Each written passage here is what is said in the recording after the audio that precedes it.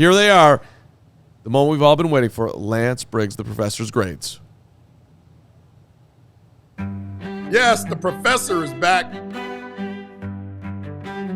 I would put no B+. There's no way. That is the lowest grade I've given this year. Well, those low grades continue, guys. The professor's back, and he's not happy. Okay? So let's get right to it. Listen, offensively, a D. I think the first half production, it really saved this grade. But the kind of the fallout toward the end, I think it was only warranted. No argument here. You can't go from the start of the game to the end of the game and not have a touchdown. Yep. You gotta have more rhythm, more momentum, do something, especially coming out of halftime, like I mentioned before. I can't argue with that one. You go back to last year too, and there's all this talk about 3,500 yards and 20 touchdowns and 6 interceptions, and that's all. It's fair to a point. That look, in the situation of last year, the dude didn't exactly have a bad season. There was a million things going on that was not supporting him. Also, though, the Bears just didn't score enough points. They were 28th in the NFL putting up points. So the offense, on a very basic level, just did not score enough last night. Period. End of story. Yep. Story of the Bears. Story of the Bears. Well, let's tell the defense. There's another crazy grade. Another D. Wow. Another D. And listen, guys, I'm always going to be harder on the defense than I am any other unit. And when you're up by 3 points, when you're up by 7 points, no matter what it is, protect that. Protect it. It is not your job to go out and be the offense. Okay, it's your job to go out and stop that offense. Your opponent, you can take the ball away, you can score, and we didn't do that in the critical situations. We didn't win the critical situations, and that's why this is a D. Okay, let me pick this apart a little bit. What did you think of the linebacker play? What did you think of Noah Sewell specifically? I thought Noah Sewell had an amazing game. I thought he had a great game. Obviously the one drawback is man-to-man coverage is not his forte. Okay. All right. We saw a lot of different things. We saw him punch the ball out. We saw him flying sideline to sideline. He made a lot of tackles. He filled gaps. He played behind the line of scrimmage. He just didn't do so well in man-to-man coverage, and that just happened to be in the end zone.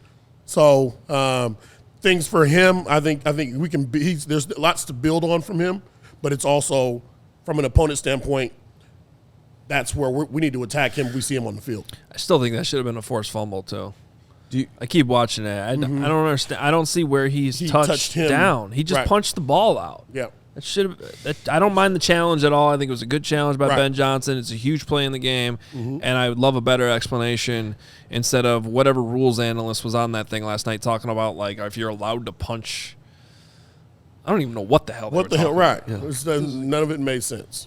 Can we go to the D-line real quick before we move on?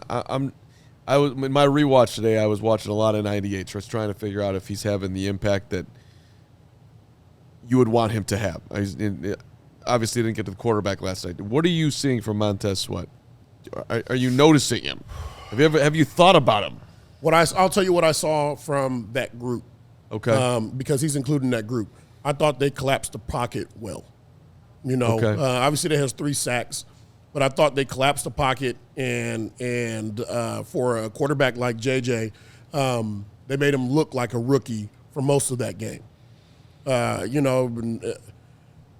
think there's a standard for him, and the problem with him is he's not reaching that standard right now. We expect him to be a guy that's going to get at least 1 or 2 sacks or 1 and 2 sacks a game, and we're not seeing that type of production. Right. So now all eyes are on him, and when we see him, a lot of times he's taking a guy on flush and he's driving him back to the quarterback. We're not seeing enough of him playing half a man on the edge and working a move and getting past the guy. So it's I wonder if that's what's being asked of you, or I think I'm putting you in a bad spot, and Pogo, so I'll add you into this. Does he look like a player to you that is in shape? Is anybody noticing this other than me? He does not look in shape to me. Well, the only thing I'll say about that is I don't know about shape, but he looks healthier to me than he was last year. Because like last year we went in the season and we kind of knew he had missed time in training camp. Now, the Matt Eberflus standard for missing days in camp was way different than this standard. These guys were clearly playing through stuff more, whereas Matt Eberflus, if you got like a rug burn on your knee, you miss 3 weeks. You got to take off. Yeah, you're just bring it back for week one. Yeah.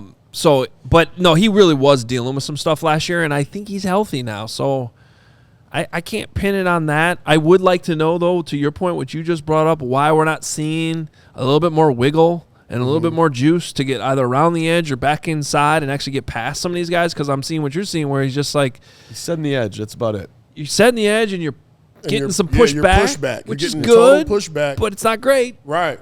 So you're getting paid to get there. There's a standard for him. Yeah. And nobody's seeing the standard right now. That's all. We're at special teams, guys, and the professor's not going to pull any punches. It's an F. It's an F. All right? Special teams did not help. Very well, they did kick one field goal. We did kick one field goal, all right? But didn't help a lot with getting the punt blocked, all right? That's huge. That's huge. Cairo also missed a field goal, and, you know, when you talk about a game that you lost by 3 points, that's a big deal. So are you more worried about the punter, the kicker, or the overall unit? If you had to – The kicker. The kicker. The kicker right now. I mean, we had a situation where we have one timeout and we have a 2 minute warning, and we need the kicker to kick the ball out of the end zone. You know, and he kicks it 5 yards into the end zone. They return it. We lose an opportunity to get that 2 minute warning. Yeah. So I was actually just double checking this right now because I thought about this morning. Yes, Mr. Special Do you guys Teams. remember the kickoff right before halftime? It was actually Will Reichert, the Vikings kicker. Yes, okay, so this was the same exact direction. So the Vikings actually had a similar situation right before halftime where it actually made sense for them to get a touchback because there really wasn't any time left on the clock. So if you give them the ball at the 35, it doesn't matter. And Will Reichert, the Vikings kicker, same thing. You could actually see his body language the second he kicked it. He was mad at himself because he didn't get enough of it. And Luther Burden, he took that thing back. He had a big return. Yep. I don't remember the exact yardage, 44 yards, I think. He was right around midfield. You're coming back the other way. Now, the clock ran out, so it didn't matter. But the reason why that popped in my head, now, they're obviously different kickers, leg strength's different and everything, but I wasn't in the stadium last night. I don't know what the wind situation was, but I wonder if that should have been in your head, too, as your head coach, being like, hey, earlier in the game, the Vikings tried to have a touchback go that way, and they couldn't get it done. So should we just be kicking this ball out of bounds? Mm-hmm. I have a feeling Ben Johnson, he's going to talk later today. That's got to be addressed. That's got to be – it can't just be about whether or not you should have onside kicked it. It's got to be how – like what are your other options there to avoid? Because you could not have a return. Correct. Under any circumstance. Correct. That's I mean, shoot, you got to – Cairo, can you kick it out of the end zone? No, coach. Right. Well, what if he said yes, though? Then it's on him, right? Then it's on him. Yeah. There's a reminder, too, on the Cairo thing. The Bears made a pretty significant bet on Cairo. I mean, they extended him for 4 years at roughly $16 million. He signed through 2027. He ain't getting any younger. I mean, Cairo is 33 years old. He's going to be. Yeah, but for a kicker, that's the type of logic where they got rid of Robbie Gould too soon. Okay. Yeah. Wasn't Robbie like 32 when they did that? And it was like, okay, he's not done. It's different. Yeah, it's different. Okay. Now, if your argument is all these other teams seem to have flashy kickers these days that can kick it 70 yards. He ain't going to start booming it anytime and you don't have that. We see it every single week. I mean, his numbers from 50-plus are more than acceptable. So, but if you're talking about he's more of a, we've all seen it. He gets it in there. His points count the same. It ain't hitting the top of the goalpost. It's crossing the crossbar most of the time. All right, what do we got left? Coaches. Yeah. Surprise, surprise, fellas. Excuse me. D- for coaching. Ooh. And this really starts for me in the very beginning and going forward on fourth down. I just don't think that you have a team right now that's good enough to say this is who we are yet. And everybody who's been in Chicago, we know. Listen, every point is valuable, and it rang true because we lost the game by 3 points. Yeah, I thought you made a great point on this last night on the post game. because I was kind of mixed on it. I was kind of like, all right, if this is who you want to be, then be it. I appreciate that, but you brought up a great point. That's like, yeah, but you're not good enough to just be going for it on 4th and 3. If it's 4th and 1, maybe that's a little different. It's a little different. 4th and 3. Well, it's also like, to me, it's like if it's 4th and 3, same, if it's 4th and 3 at the 46, they're 46, and you want to roll the dice and bet on your defense, I get it. But if it's 4th and 3 at the 31, you take points. You take the points. Those are different decisions. I think I'm guessing that's how Ben might start. And you also the second half it always comes into play. So if they, the Bears kick that field goal, Cairo makes his field goal, and we get the ball in the second half, like we're rolling. You know what I mean? We're talking about let's go ahead and let's drive down, let's score on this opening drive. We're up 2-3 scores now. Right. It's also the calculus. Hey, we're not going against Patrick Mahomes. We're going against J.J. McCarthy and a Vikings offense that's trying to find itself, at least at that point. Yeah. So, and your defense looks pretty damn good, which was maybe the most impressive thing last night, that the defense looked good and you're missing 3 key players. Mm-hmm. So I was going to ask you about that similar conversation we had earlier about, was it schemed well enough for the players to execute offensively? And I think we all kind of agree there were throws that were open there. Ben scheme guys open. What did you think about how Dennis Allen called the game defensively? I liked it for the most part. I really liked it. I think he pressed that pocket.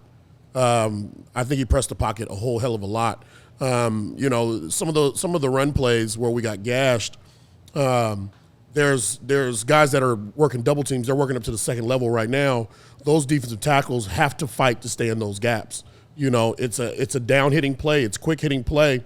So as you're getting pushed out and that guy's working up to the second level fast, you've got to retrace. That D tackle's got to retrace and get into that B gap. That's the B gap. If they stay on that double team, the linebacker's got to run through and make that play. So I don't see anything wrong with the call. Execution has more to do with some of the defensive play. Yeah, Whoop brought up in the middle of the game last night, Javon Dexter, who I thought played pretty well.